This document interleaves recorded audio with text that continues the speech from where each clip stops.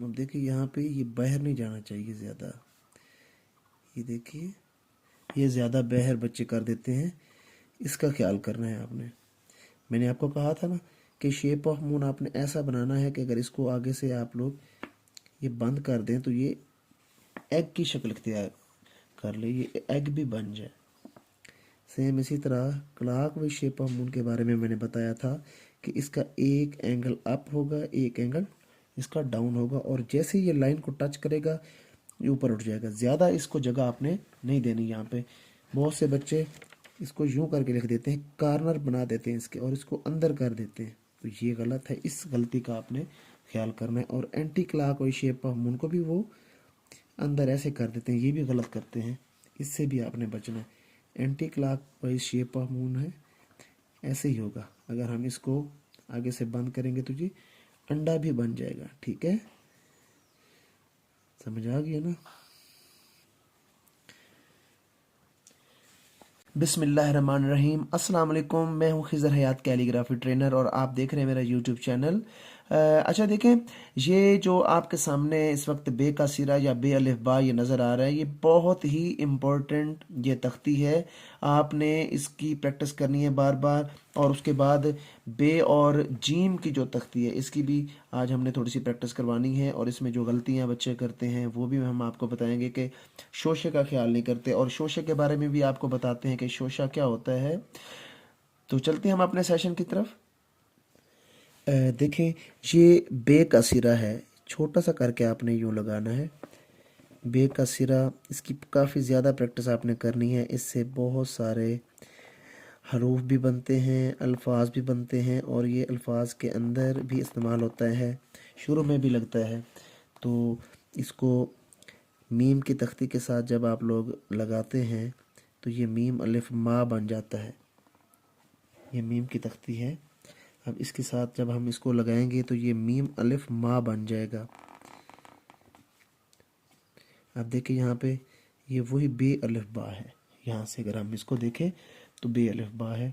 इसी तरह इसको अगर जीम की तख्ती के अंदर डालेंगे तो ये जीम अलिफ जा बन जाएगा। ऐसे ही आप अगर इसको, हम लोग इसको यूं करके लिखेंगे, यहाँ पे नीचे जगह छोड़नी है आपने। नून और हे, इसमें भी यही इस्तेमाल होता है। उसके बाद है मीम, और यहाँ पे फिर वही नून और हे या बे और हे, ऐसे आपने जोड़ने हैं। फे और नून है ना, ये चीज़ बार बार आपने देखा, ये चीज़ बार बार आ रही है।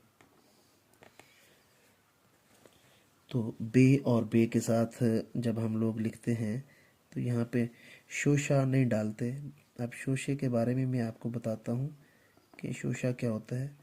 जहाँ पे एक या एक से ज़्यादा दंदाने आ जाएं वहाँ पे शोशा डाला जाता है। शोशा दंदानों को सेपरेट करने के लिए इस्तेमाल किया जाता है।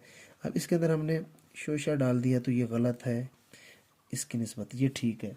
बे और जीम, इसकी तख्ती को देखिए।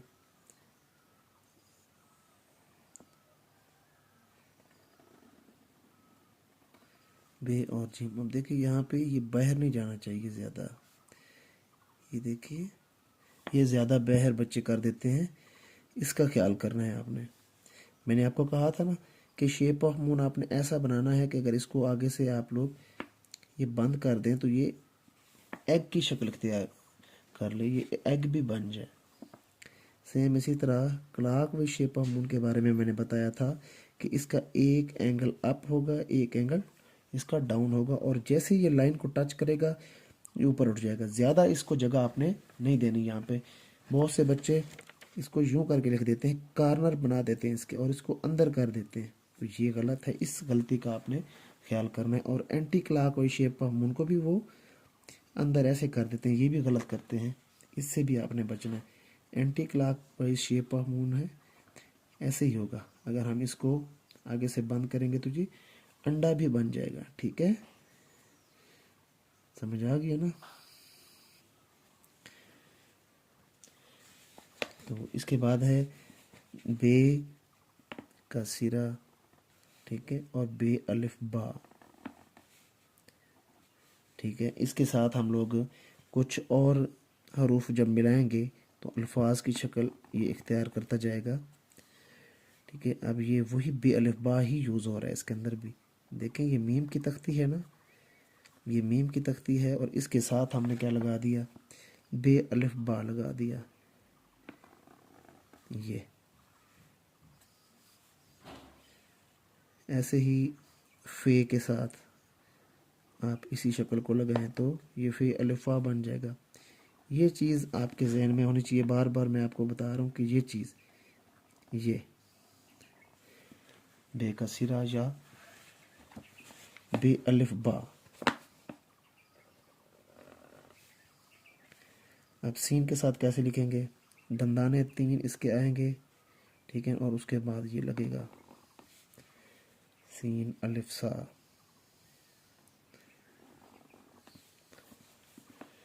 स्वाद अलिफ सा के साथ क्या करेंगे, ये स्वाद और अलिफ ये मिला देंगे साथ। इसके बाद आता है तोय अलिफ ता, ये नून है ना में ये थोड़ा सा इस्तेमाल होता है। देखें बे और बे के अंदर यहाँ पे आपने शोशा नहीं डालना, इसका ख्याल करना है। शोशे की डेफिनेशन भी मैं आपको बताता हूँ कि शोशा जो है वो दंदानों को ज़हर करता है। भाई कौन से दंदाने कहाँ पे हैं और कितने हैं। अब ये एक लफ्ज़ है मैं, अब ये जो ऊपर मैंने निकाला है ना, ये शोशा है, ये के नुक्तों को रिप्रेजेंट कर रहा है। इसी तरह इस लफ्ज़ को देखें हैं को,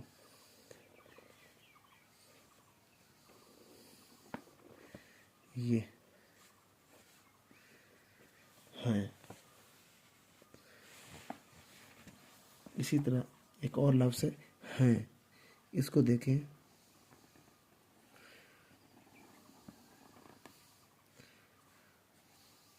इसमें जो है ना शोशा जो है ना ये वाला शोशा है, ठीक है।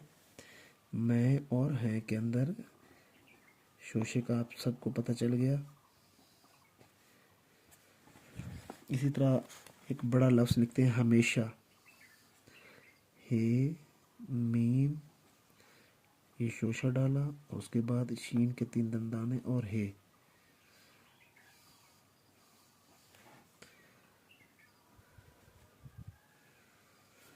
हमेशा।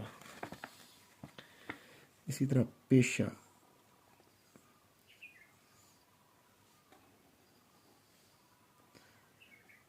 इसके अंदर भी शोशा ये के नुक्तों को रिप्रेजेंट कर रहा है। तो बहुत से बच्चे इसमें भी शोशा डाल देते हैं, बे और बे को जब वो राइट करते हैं ना, अब यहाँ पे ये शोशा डाल देते हैं, तो ये गलत है। इसके अंदर शोशा नहीं आता, शोशा जहाँ जहाँ पे आता है वहीं पे ये खूबसूरत लगता है, ये ठीक है। और बे के साथ भी अक्सर बच्चे जब कोई भी अटैच करते हैं तो इसको शक्ल बिगाड़ देते हैं इसकी बे की, आखिर में जाके इसको टेढ़ा कर देते हैं। तो इससे आपने बचना है, ये बिल्कुल सीधी होनी चाहिए, हल्का सा ये आपने मोल्ड करना है और बिल्कुल सीधी। क्योंकि शेप ऑफ बोर्ड के बारे में आपने पढ़ा था या बे के बारे में आपने पढ़ा था, एक एंगल इसका थोड़ा तिरछा आएगा, दूसरा क्या है बिल्कुल सीधा होगा। इसका ख्याल आपने बार बार करना है। बे और दाल ये नीचे जगह छोड़नी है आपने। कुछ बच्चे यूं करके लिखते हैं, ये जगह छोड़ देते हैं, तो ये गलत है। इसको यहाँ पे लगाना है और ये जगह छोड़नी है, ठीक है, ये वाली जगह छोड़नी है आपने।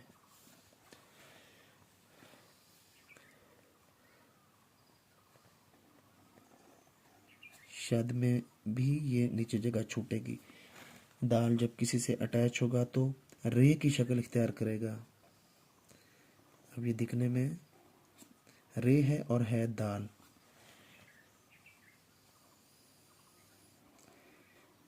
ठीक है। आगे मीम के साथ देखें इसको, मद की सूरत में। तो ये था आज का हमारा टॉपिक। उम्मीद है आपको समझ आई होगी। मेरे चैनल को लाजमी सब्सक्राइब करना है, बेल आइकन आपने लाजमी प्रेस करना है। जो लोग मुझसे ऑनलाइन क्लास लेना चाहते हैं या जो पेरेंट्स अपने छोटे बच्चों की राइटिंग के लिए परेशान हैं, वो मेरे चैनल को लाजमी सब्सक्राइब करें। और मेरा व्हाट्सएप नंबर स्क्रीन पे शो हो रहा है, जल्दी से ऑनलाइन क्लास का हिस्सा बने। अपना ढेर सारा ख्याल रखिएगा। मिलते हैं नेक्स्ट वीडियो में। खुदा हाफिज़।